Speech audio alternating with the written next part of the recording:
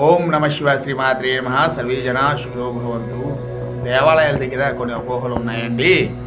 అవి కొబ్బరికాయ కొడితే కుళ్ళిపోతే అమ్మో ఏదో జరిగిపోతుంది అని భయపడుతూ ఉంటారు.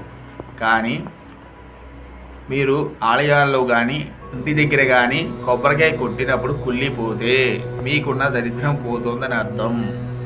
అలా కుళ్ళిపోయిన పక్షంలో మీరు కొబ్బరికాయ ఎక్కడైతే కొడతారో అక్కడ నిలబడో కూర్చోనో ఒక కుదిరితే 108 సార్లు లేదా 54 సార్లు లేదా 21 సారి లేదా 11 సార్లైనా కళ్ళు మూసుకొని ఓం నమ శివాయ ఓం నమ శివాయ అనుకుంటే సరిపోతుంది.